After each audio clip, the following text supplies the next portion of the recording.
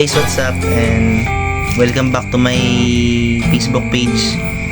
Ngayon, may naalala lang ako. Masaya ako naalala. Nung kinder ako, kukwento ko sa inyo kasi bigla ko lang tong naalala habang kumakain ako ng yamshot. Naalala ko bigla. Ito talaga yung classmate na hindi ko makakalimutan sa buong buhay ko. Nung kinder ako. Kukwento ko sa inyo. Nung kinder ako, syempre first day of school, dito ako pumasok sa Heaven's Crown, Calapan City sa Lumang Bayan noong 2014. Naging estudyante ako ni Ma'am Christine. Sa mga nakakilala kay Ma'am Christine na taga Calapan na doon din pumasok sa Heaven's Crown, shout out sa inyo. Ngayon ikukwento ko na. May nakilala akong classmate. Sa lahat ng kaklase ko, dun sa room mismo. Kasi first room kami. Pagpasok namin sa gate, yun yung room namin.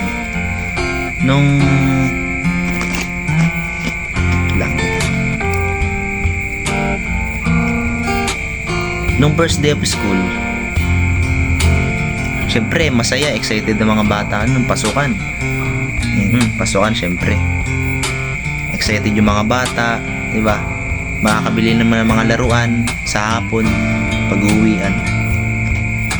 Ngayon, ang tinda noon, ang bilihin noon, ang palamig noon ay kung natatandaan ko 3 lang yata. 3 lang. Tapos ang masaya na ako doon, isang biskwit, 2. Bali ang baon ko ay minsan 5 piso, minsan 10 piso. Syempre may pang lunch naman ako sa tanghali. Ngayon ito nga, first day of school, masaya ako. Syempre masaya ako. Marami akong makikilalang mga bagong kaibigan sa mga kaklase ko. Ngayon, pagkalipas ng ilang oras habang nagtatawanan kami, syempre nakilala na namin yung isa't isa. Yung mga kaklase kong lalaki nung kinder ako, nakilala ko na, syempre. Ngayon, may isa akong kaklase na huli na dumating. Si Ana.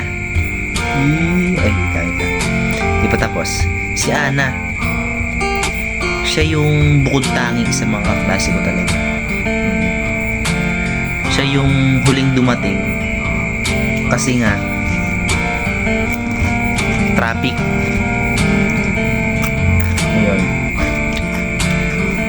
tatanda ako, sabi ni Ma'am Christine, kasi yung room namin noon ay nakapalibot yung mga laruan noon, tapos may mga poster sa gilid, tapos nakalagay dun sa mismong blackboard is Heaven's Crown.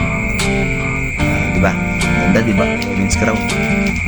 Ito na, ikukwento ko na. Ito na nga, anong yan? Diba pumasok na si Ana? Naku, si Ana, sobrang ganda. Sobrang ganda talaga niya. Alam ko yung natatandaan ko yung pangalan, si Ana. Pero yung apelido, hindi ko na maalala.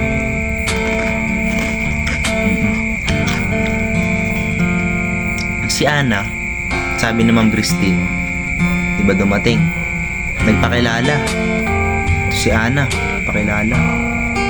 Sobrang lambing ng niya, ang lamig ng boses niya. Tapos ang lambing-lambing.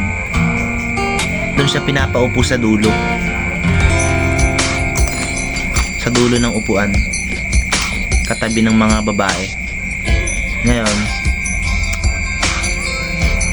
Ngayon, sabi naman ni Ana, kasi wala akong katabi nun Sabi naman ni Ana kay Ma'am, Ma'am, pwede po bang doon na lang po ako doon sa may saboy na yun, sa walang katabi? Ako lang naman yung walang katabi doon Siyempre, yung walang katabi. Yan na, nilapit na ako. Lumapit na si Ana sa akin.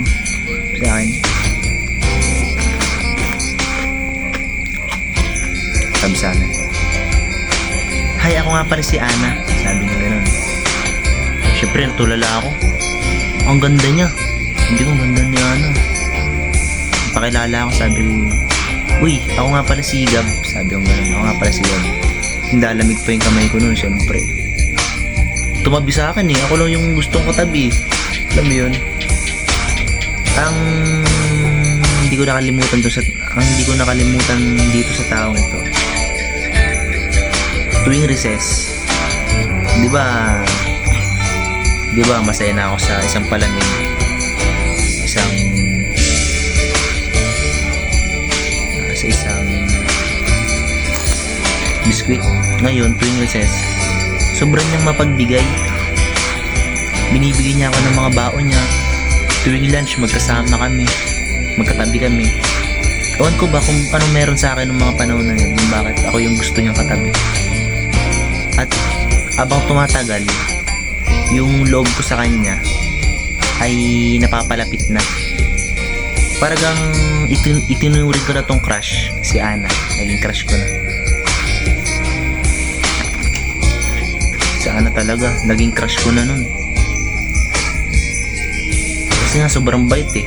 Kahit naman siguro sinong kaklase, kapag ganun yung ugali tapos maganda pa, sinong hindi bibilib dun at hindi magkakagusto dun. Ngayon, kapag PE time namin pag Biyernes, palagi kaming naglalaro, sabay kaming naglalaro. Yan. Kasi ang lawak ng playground dun sa sa Evans Crown. Yung playground dun, malawak. Kasaya nung mga araw na yun, parang hindi ko ba mababanggit ganun. Kasi nga mga bata pa kami, mga panahon na yun. Say-say namin nun. Halos walang araw na hindi nasayang. Halos gustong pumasok. Talaga, gusto kong pumasok. Kasi nga, masaya ako dun sa klase kong yun. Nagagawa ko yung mga project ko, yung mga assignment ko, kahit sa, alam mo yung assignment kong yun, sabihin na nating sobrang dali lang. Kasi elementary days masaya natin parang wala tayong pinuproblema ng mga panahon nun. Parang saya lang. Tapos, diba, natapos yung isang taon na school year na yun, magbabakasyon na. Ngayon, nagbakasyon na kami. Tapos si Ana, nung nag-Christmas party pa kami, ako yung nabunot niya. Yun yung pinakamagandang excitement na moment ko noon. Ako yung nabunot niya. Tapos nagkataon na yung nabunot kong tao nung Christmas party na yun ay siya. Kumbaga, exchange lang kami. Siya yung nakabunot sa akin, ako yung nakabunot sa kanya. Tapos natatandaan ko, regalo ko sa kanya ay Barbie. Diba? Tapos tatandaan ko, regalo niya sa akin parang regalo niya sa akin ay Spider-Man. Mahilig ako si Spider-Man eh. Nalaruan yung dikotse ni Spider-Man. No? Mahilig ako sa mga toys na ganun dati. Ito na nga nangyari. 'Di ba natapos na school year? Syempre bakasyon na. Nag-grade 1 na ako noon next year. Ngayon, nung magbabakasyon na sana, lumapit sa akin si Ana. Sabi sa akin ni Ana, parang matured na rin siya mag-isip. Kahit na alam mong, kumbagay kayo lang nagkakaintindihan sa mga pinag-uusapan nyo. Parang nagiging, alam nyo yun, kapag malapit yung loob nyo sa isang tao, parang madali nyo naiintindihan yung sinasabi niya. Ngayon, ano nangyari? Lumapit sa akin. Kasi may meeting yata yung mga magulang nun. Lumapit sa akin. Tawag sa akin best friend. Best friend, baka next year ay hindi na kita maging kaklase. Naiiyak na nun. Naiiyak na siya nun. Next year, hindi na kita maging kaklase kasi nag-decide si Mami na nandun na lang kami tumira sa Manila. Kasi may pamilya, nandun yung nandun yung papa niya. Siyempre, nung nalaman ko yun, narinig ko, natulala ako, napaganyan ako. Napaganon ako. Natulala ako. Ha? Parang hindi ko masabi kung gusto kong sabihin sa kanya. Lilipat ka na, sabi ko. Sige, mag-ingat ka. Parang, alam mo nung mga syempre mga bata pa, syempre, alam niyo yung tumatakbo sa isip namin, yung mga elementary pa tayo, mga bata pa tayo. Pero naiintindihan ko yung sitwasyon. Nagpapaalam na siya sa akin. Lilipat na daw siya sa Manila. Nalungkot ako. Kumbaga hindi ko na alam yung sasabihin ko kasi nga noon sa loob ng 1 year na yon, siya yung nagpapasay sa akin. May mga klase naman ako na makukulit at masayang kasama, pero siya yung bukod tangi talaga, si Ana. Masasabi ko talaga. Wala akong masabi. Huling sinabi niya sa akin na huwag daw makakalimot sa kanya. Kapag lumaki na daw siya, kasabi sa akin niya nun, ang pangarap niya is maging doktor. Samantala, ang pangarap ko, sabi ko, maging si Spider-Man ako. Siyempre, tingnan mo yung mga trip ko ng mga bata pa ako. Siyempre, mga bata pa, mga superhero yung mga inaano natin nun. Ano yan, epekto ng panonood natin ng mga cartoons. Yun yung nasabi natin. Sabi niya, pangarap niya maging doktor. Sana hindi daw makalimot sa kanya.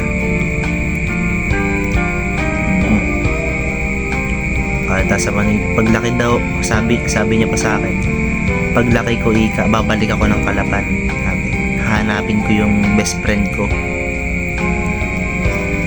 Ngayon, malalaki na kami. Hindi ko nga alam kung nasa na siya ngayon.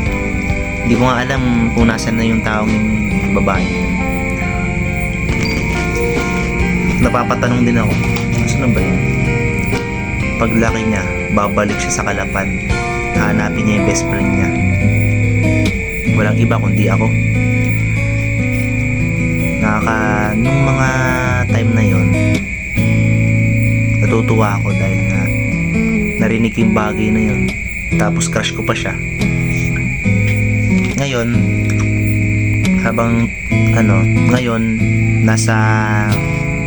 ngayon grade 10 na ako, grade 10 na kami. Napapatanong din ako, makikita pa ba kami ni Ana nung taong yun? Sobrang bait talaga sobrang lambing, mabait, mapagbigay, palagi kong kasama, kalaro. Kahit sa lunch, magkasabay kami. Nung nag-boy scout ako, magkasama pa rin kami. Diba? Hiling ko lang, sana balang araw, yung naging best friend ko nung kinder ako, nung bata pa ako, sana mahanap ko siya sa tamang panahon, magtagpo ulit mag-cross ulit yung landas namin. Ganitong malalaki na kami. Hindi ko lang alam kung naaalala niya pa ako, pero siya naaalala ko pa. Yun yung taong hindi ko makakalimutan. Alam mo yun, kapag halin tulad natin ito kapag may isang bagay ka na gustong bilhin, parang hindi ka titigil hanggang di mo nakukuha yung bagay na yun. Parang gano'n. Sabihin na natin na parang di mo makalimutan talaga yung taong nagpasaya sa'yo ng mga panahon na nung kinder ka pa. Naging best friend ko. Napayak pa nga ako nun nung nalaman ko